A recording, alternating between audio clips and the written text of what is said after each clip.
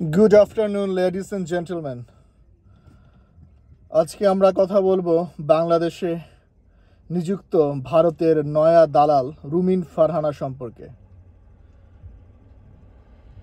আপনারা অবগত আছেন গতকাল রুমিন ফারহানা এবং আমাদের মাননীয় প্রধান উপদেষ্টার প্রেস সচিব শফিকুল আলম ভাইয়ের সাথে আরেক সাংবাদিক দালালের একটি অনুষ্ঠান।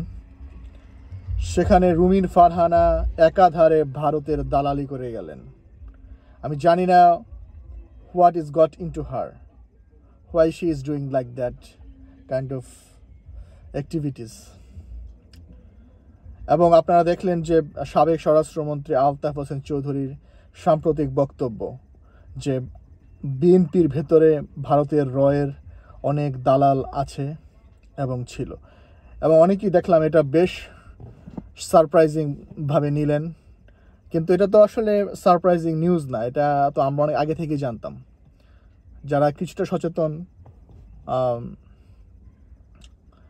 তারা বেশ আগে থেকেই এটা জানার কথা।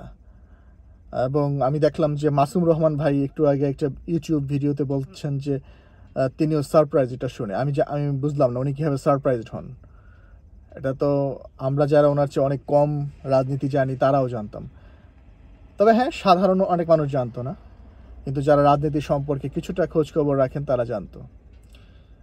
আর যাই হোক, তবে আমি ধন্যবাদ দেব আলতাফ হোসেন চৌধুরীকে, কারণ ওনার এটা বলাতে এটা দেশে তোলপাড় সৃষ্টি হয়েছে। সাধারণ মানুষ এটা জানতে পারছে।